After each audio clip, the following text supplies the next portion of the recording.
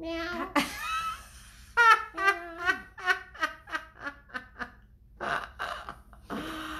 You know, sometimes Facebook thinks it's adorable, but I find it annoying. We did not push the be a cat button. We apologize. We did not push the be a cat button. We don't even know where there is a be a cat button. Granted, we're adorable as cats. Yes. However, we prefer ourselves as ourselves. Yes, at least once in a while. Welcome. Yes, you want to tag me. Yes. Here we go again. Yes. Okay. Welcome to Monday Morning with Merle and Patti. Yes. Where we do talk all things relationships. Yes. My beautiful and wise friend Merle Singer. Yes. I am Patti Negri. She is the relationship miracle worker, and she is. And I'm your garden variety psychic medium and good witch. But we're both pretty good at what we do. Garden variety. Okay. Definitely Very good garden. I'm Yes. Huntington garden variety. Exactly. Excuse my winter wear. It has not got over 70 degrees in Los Angeles in over 40 days. That's like below zero to us. Oh, and my sweater. I have to give shouts out to my mother. My mother made this. She knitted this sweater. And it's beautiful. It's not like when you usually see Lucy knit things. This is like amazing. Yeah. So thank you, Mom. Thank you, Mom. Maybe she did the cat thing. Well, you're the psychic. You should know. Hi, Stacia. So we have a good topic today, and it's shouts out to Lance Miller for it. Lance Miller, by the way, I didn't tell you, is the world champion speaker. Oh, wow. Of Toastmasters, and he was one of my teachers at the Academy, National Speakers Association Academy. Lovely. Yes, so shouts out to him, and I just love this quote, so I wrote it down, and here it is. Because, he says, quotes, in my experience, if you can't see the world through someone else's eyes, you can't see the world. The end of quote. Now, I think that's incredibly important. We talk about in relationships, you have to think about yourself. You have to be, you have to make yourself happy. You can't make other people happy if you don't make yourself happy. But that is completely different from thinking only about yourself and not having any idea of what impact you may be having with somebody else. Sometimes we get really mad at somebody else, totally unaware of what we've done that hasn't set well with them. Right. Again, thinking of it in their eyes. I actually was just working with somebody, one of my clients, and she has a situation going on, and she was trying to protect her adult children. I understand protecting little children, but her adult children going, I don't want them to worry. I don't want them to this. But again, it's something that they're certainly going to find out about. And I'm like, put yourself in their shoes just for a second. How are they going to feel that you kept something so important from them? They're going to get mad at you. They're going to, all sorts of things. What you think is, I'm protecting them from this and that. Just every once in a while, reverse the thought pattern. If you were in their shoes and they were doing that to you, how would you feel? Yes, that's something to think about.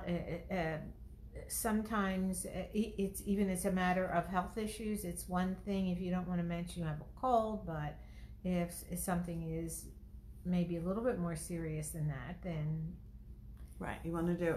You don't want to alarm people, but maybe if you talk a little bit more about those smaller things, it will keep them from getting over alarmed at other times.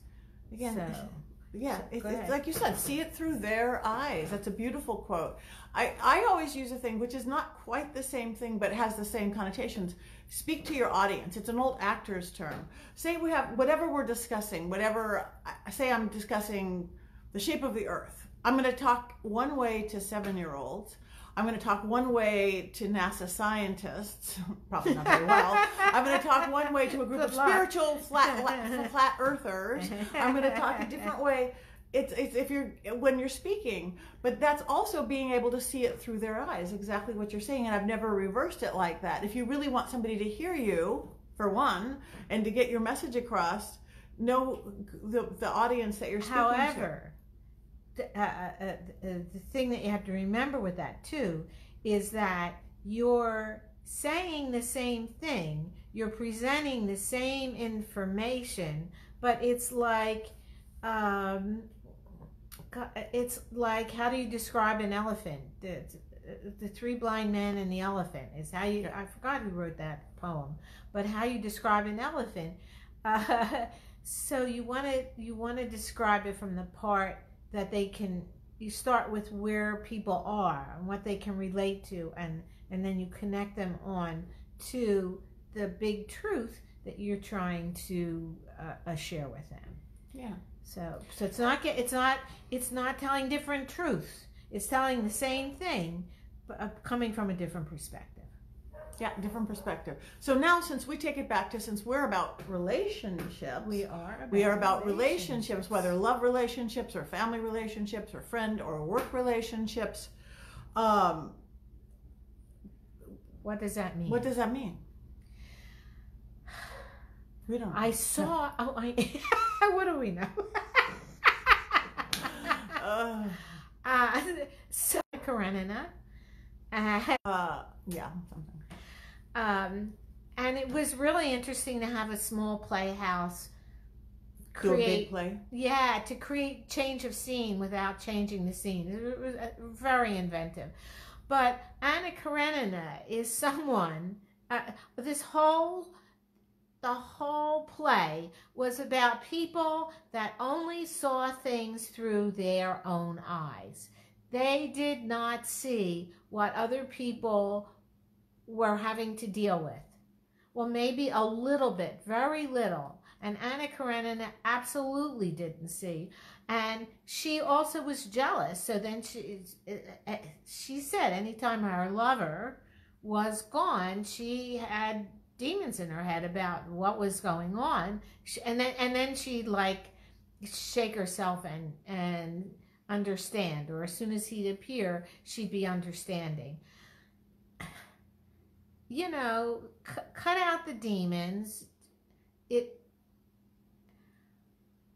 I think that sometimes what you think of other people is a reflection on how you are yourself. So that people who find other people all bad and out to get you are people that say, well, I'm going to get him first because he's out to get me, so I'm going to get him first. So what does that make you? Someone who's out to get them. I think it's a really important thing to absorb in your head that if you can start from, even when you see somebody else doing something that's not exactly brilliant, is that nice? That's nice. Stupid. Think in terms of, why would he do that? And what's the what is he worried about? What is his perspective? How is he seeing the world? Right. Is he just being protective? Is he being fearful? Is he got a different perspective than you altogether? Sometimes, okay, this is what comes to mind. Okay. Everybody has this experience. You're in the supermarket, you're checking out, and the person is really nasty. I mean, they're polite. You know, those polite people that, and when I have that experience, rather than punching him in the nose, which probably would not be clever, I just say, how are you doing? Or, what's a good thing that's happened to you today? Or when do you get off? Or I like your hairstyle today. I like it. when it's a woman, you have great nails.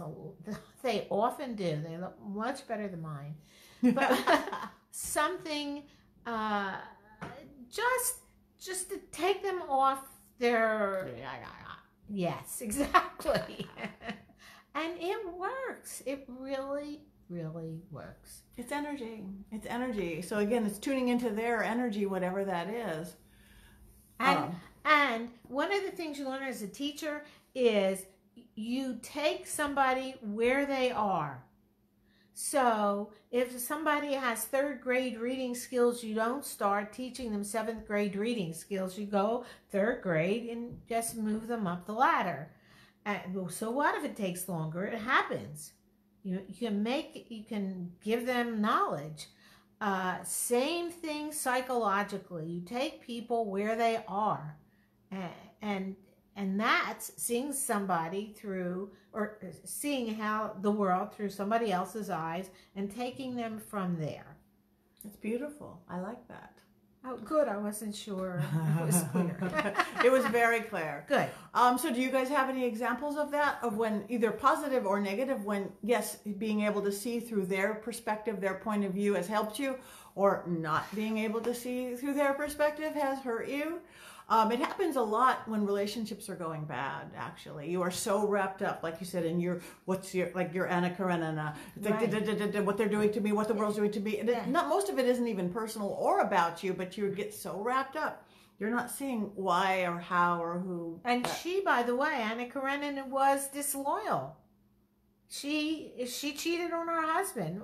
What has she got to say to anybody about anything? And did she ever look to see, okay, I understand that maybe it wasn't a love relationship at first. Did she ever look to see the world through her husband's eyes? Did she ever look to see what he did for her, not just what he didn't do for her? I mean, I don't like to be, everybody's nice and everybody's wonderful, but I mean, give people a break. Right. Because where you put your focus is what grows. That's your old glass half empty, glass half full, feed the good wolf. There's 1,000 stories to it, but it's true. Where you focus is what grows. That's what gets the spotlight, is lit. Amen. Amen. Any more? I think so. We've solved all the problems of the world very quickly today. So we have a class coming up, ladies, in the Los Angeles area. Yes. A class for women only. Please read backwards. Single, successful, and seeking. And you can go right here to the bottom. It's bit.ly. You know how to do bit.ly, bit.ly. And then it's SSS for single, successful, and seeking. And then a dash, and spring, 2019. There you go. That's nice. A nice little shortcuts. Yes. So if you are single, successful, and seeking, no, we don't want to tag Mari King or Floor. Oh yes, you held up their pictures. Oh, they want to tag them. Oh, nice.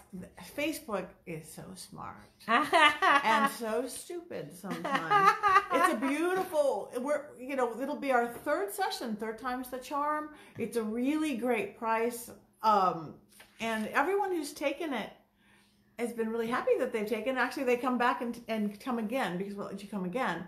So it might change your perspective. And it has changed their perspective, and they are having more successful dating.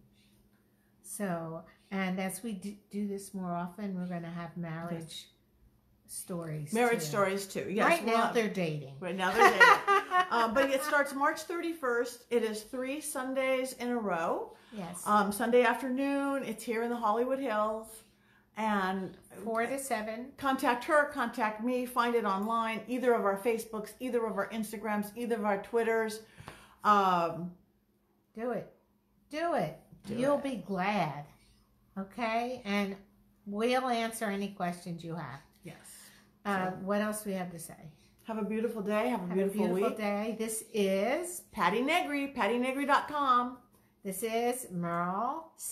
This is Merle M. Singer. relationshipmiracleworker.com. And Cracking the Relationship Code. Get it on Amazon. It's very good. I read it myself. Yeah, she's like, wow, this is good. And it's really good. I've read it too. And my book is almost there. I keep making little tiny changes. So soon. We're almost into the test copies. Okay. Live life, and Bradley. Live life big, live life full. We don't know what comes next, but we know we're here now. Enjoy it. Enjoy. Bye.